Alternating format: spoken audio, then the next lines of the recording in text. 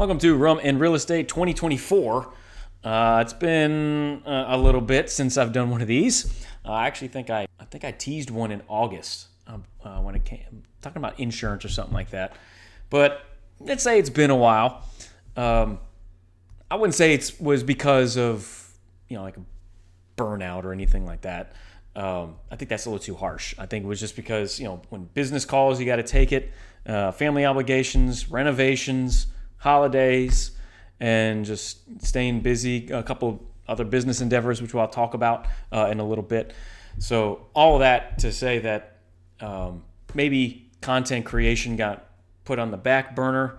The inspiration wasn't there because I didn't really have a chance to really think about a lot of different things long enough to write some episodes. But now, here's the rum. In the last couple months, have provided me. Oh God, that rum's terrible. Ugh. I'm sorry. That was actually an honest reaction. The rum we're drinking is this Stades, whatever it is. It could translate to shit. I wouldn't know. I used to trust Barbados rum. If it came from Barbados, I'd buy it, and it was awesome. That's the first one that has disappointed me. But because I have it, I must finish it. So this is more of a rum for a cautionary tale. Don't drink that. I just have to finish it because that's who I am. Anyway, it's probably good because some of the topics that have come up in the last couple of months or so that we're going to be discussing more in depth deserve to have some crappy rum drank with it. Things from government meddling in the industry to the National Association of Realtors selling out the entire industry and their membership, which kind of ties back into the government meddling thing. And just updates on things like, insurance issues that we're having, not just here in Louisiana, but across the country. Home maintenance, property investment. What does the market look like when it comes to property development? Things like that. There's a lot of things that I've had a chance to really sit down and think about, not just what they are, but maybe more thought-provoking questions I like to ask and maybe work through them and see if there's any people that think like I do when it comes to these things. And that kind of ties into some where the show's going to go. We're going to take this show in a couple different directions. They will be loosely related to real estate, but also to make it a little more fun. Not just be, just some realtor with drinking rum and just complaining. But I'm not going to be complaining much. If I do, it will be funny. So for this episode, I just ask myself a couple questions. I'm going to answer them really quickly for you. So the first question is, let's start with this easy one. What rum are you drinking lately? Well, currently it's this garbage right here. Don't drink it. But I have actually gotten down to about a trifecta of what I call my economical choices. Let's just say that inflation does not skip rum and spirits, and everything else costs 20-30% more than it did 2 years ago when I stopped doing the show. But I want to give those to you. So if you want like a good rum that's not gonna break your bank, here's the three that I suggest: Pineapple Plantation, or Plantation Pineapple, really is how you're supposed to say it. Angostura 5-year, and Cayman Reef. You can pick up all three of those from Hocus Pocus for maybe $80. And all three of them they're delicious. They all have a little bit of a different taste, but all of them are worth more than what you pay for them. Especially the Cayman Reef. The Cayman Reef is only $17, and if you told me it was $35, I would totally believe you.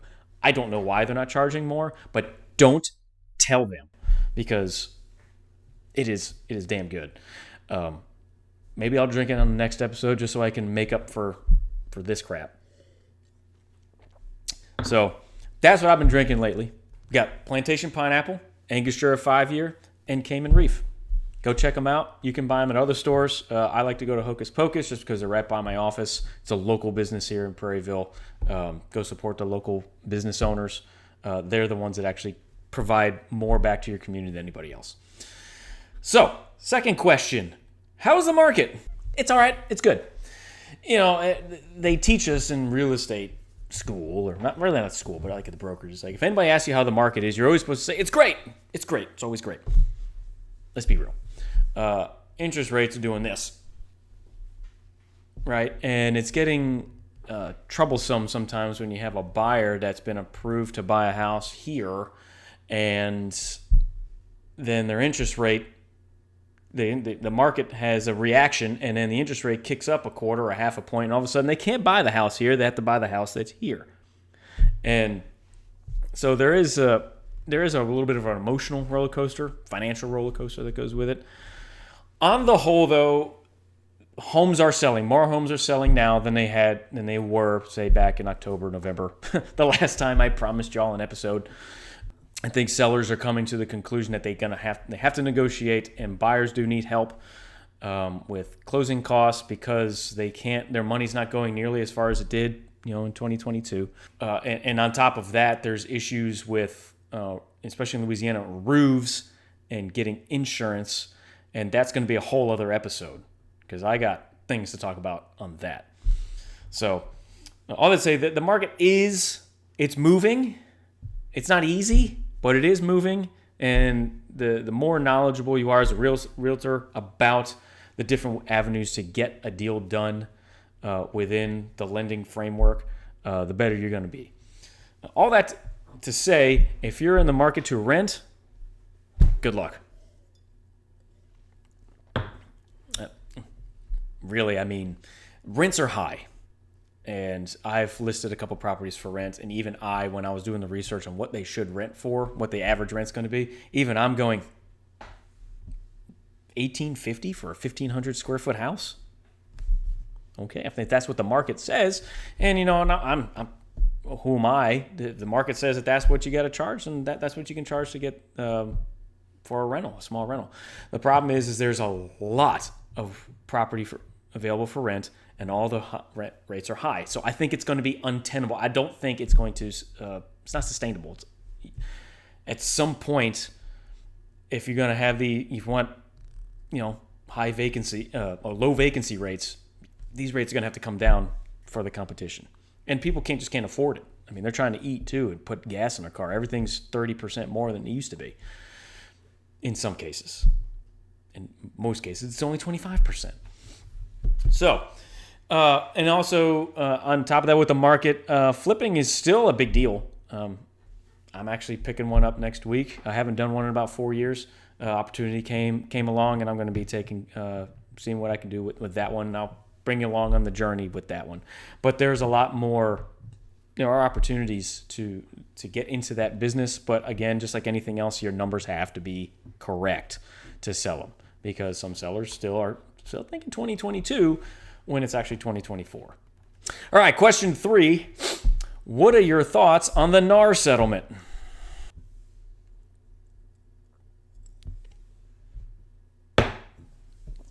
Those are my thoughts.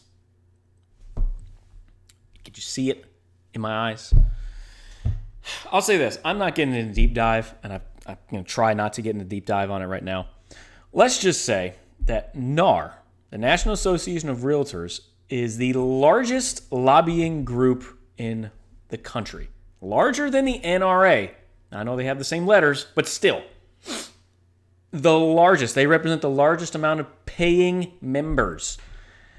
And one district court judgment made them fold. And they settled rather than taking this to the Supreme Court, which they promised us. And then they tell us that this was for our own good. And I'd say I'll be the judge of that. I seriously am questioning what I pay them for, given what they gave away in part of the settlement. Now, it hasn't even been accepted by a judge yet. So there's still that. It's still such a fluid situation. But and again, talk about that in another episode. But what they gave away makes me ask the question, and I'm not the only one. A lot of agents I've talked to have said the same thing. What am I paying them for? What do I need to be a part of the National Association of Realtors for now if they're giving this away? And so maybe bringing Rum and Real Estate back at this time is going to be very interesting because I have some decisions to make when those dues come up. And they come up like June, July-ish. And there may be a lot of changes for me in my real estate business leading up to that. I got a lot of research to do. I got to make a lot of different decisions. Part of that comes into the next thing I'm about to talk about. But yeah, they screwed the pooch on that, and they left a lot of people hanging. I think they're going to lose a lot of membership. They've put a couple, I would think, at minimum, part-time agents are going to get hosed. Some people rely on that extra one house or two house, one house a month or something that they sell, or maybe they sell only 6 houses a year. That income can make the difference for them. And they just made it so incredibly hard for them to do their jobs now without putting up a fight. So we'll get into that next time. I'm not about to do that again. Like I said, no weeds. Gonna stay focused here. So, fourth question. So what have you been doing in this last year that we haven't put out an episode? Well, first, I had a monster renovation at my house. Back in September. I know it's only 1 month out of 11, but the planning for it and figuring out how we were going to get it done. We had to move out of our house for a month, but they were in and out of my house in 17 days. And for the project itself was so massive, I was highly satisfied with the fact that they did that job, which was larger than the bathroom job. If you followed me 2 years ago, I was out of my whole master bedroom and bathroom for 5 months for that job. They did a job, these other people did a better, quicker job in a larger area than what I had to do over there. And that was a big deal. And of course, we had the moving and then, literal dust settling. And other little small things around the house. I love to do renovations, and that's why a lot of my shows, I like to give tips on things like that, how to save money. Doing certain things to consider when doing renovations, but I had to do my own.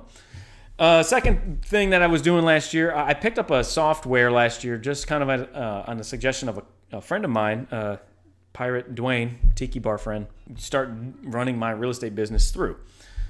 This is going to be another episode too, so it's going to be kind of a plug. But if you're a small business owner, I turned it into something that I could actually customize it, and I can provide it for other people as well. Look forward to that. So it kind of became a SaaS business, software as a service, if you may have heard that term, SaaS. My software is called Hive AI. There's some AI elements to it, but a lot of it is just using the same principles that I use in my real estate business, but automating it using websites and funnels and things like that. And last thing, from a personal standpoint, I'm getting to do a couple things that I haven't really been able to do in a while. I get to play, I got the drums, but I've been playing a lot more video games. I know it sounds weird, almost 42-year-old, you getting back into video games. I'm a huge Final Fantasy nerd, like from Final Fantasy 1, 1989. So about 3.5 years ago, maybe 4 years ago, my kids, without prompting from me, asked if we should play all of the games in order. And their father said, okay. So around Christmas time, about 3.5 years ago, we started with Final Fantasy 1. And it's just been a joy to play through the games with them. They can see the stories and things like that. And we are now, we just started Final Fantasy X-2, which was the first ever Final Fantasy sequel. So that was a nerd alert. And actually, and when I'm not playing with them, I'm playing other games. I have a backlog of about 8 or 9 games that I still haven't even played yet, Final Fantasy games. So I've been working through those. 13, Final Fantasy 13. I've just finished that, and I'm doing 13-2. So if you're interested in that kind of stuff, also let me know. I would be glad to nerd out with you on, especially if you're in, Gen X like me and like these types of things. I'd love to talk about that kind of stuff. And that actually brings me into like the last kind of thing I want to talk about is, regarding the show, this channel. I don't know, is it a show? Is it a channel? I don't know if it's a show or a channel. whatever you want to call it. From time to time, I'm going to start diving a little deeper into political and government issues that pertain to real estate, even if it's like an ancillary relationship. Now, I know, oh my God, another guy's going to talk about politics. I just want to watch you. No. You may not agree with me on this, and this is fine. But my interest in these topics, it really starts from a local standpoint. And yes, you've heard me talk about the city of St. George.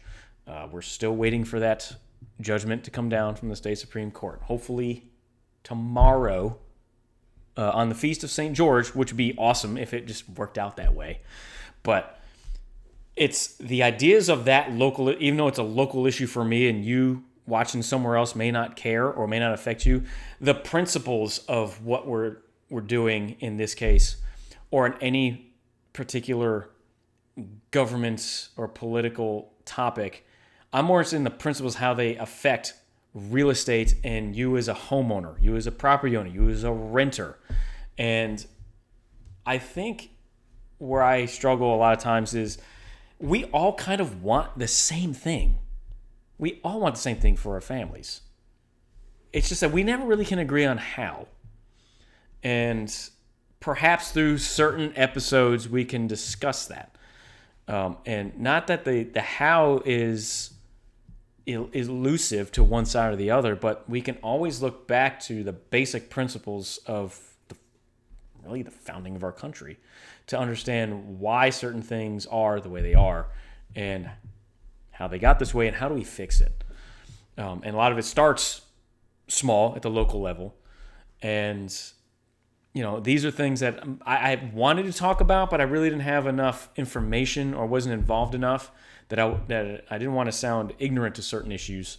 But I think the time now is right, especially my involvement with the city of St. George and things I've learned through the Planning and Zoning Committee in particular, when it comes to real estate, obviously, that I have something that I want to be able to bring to the table, ask questions, get feedback on how you guys think about these things. And if, you know, we're all kind of on the same page, if we have differing opinions, then let's hear them. Let's discuss them, because that's ultimately why we have the ability to talk and find the best way forward, not just for ourselves, but also for, you know, the community as well. Lastly, this video is 18 minutes and 34 seconds. If you stayed with me this long, you can tell this video is kind of free. I'm kind of freewheeling this. The last couple episodes before I finished, it may have part of the reason why I had to kind of take a break is that there was a lot of editing going on. Fear not, the cool ass intro. I'm keeping that. Whether you like it or not, I think it's awesome. So I'm going to keep that, but I want to keep this freewheeling and kind of a stream of consciousness. Dwayne, again, he's a buddy of mine at the Tiki Bar. Sometimes this is what we do. We just spitball back and forth. We converse, and ideas and things come out. And this is how he does his videos a lot of times. And I've learned a couple of tricks from him. He's a sales trainer. So if you have a small business or a large business and you need sales training, I guarantee you've never met or heard a guy like Dwayne before. He'll help you get some results from your sales team, maybe in a little more unorthodox way, but sometimes that's what it takes to get the results. Dwayne, that was a plug for you. So also, by doing it this way with my snazzy new camera, cool microphone, I can spitball quickly if a topic comes up. If someone sends me something and asks my opinion, if I see an article, I can just boom, set it up, and I can get a quick, stream of consciousness thought out there for you on different social media channels. There will always be rum in anything that I do. Hopefully better than this one. I'm sorry. That one here, the ice melted, and so now I'm just getting pure. Just it's stronger than the water, the dilution that was in it. So anyway, thank you so much. If you made it to the 20-minute and 26 mark, I heartily appreciate you guys catching up with me with Rum and Real Estate. There will be more. There will be more frequent, as I just mentioned. I love answering questions. If you just say, "What do you think of this?"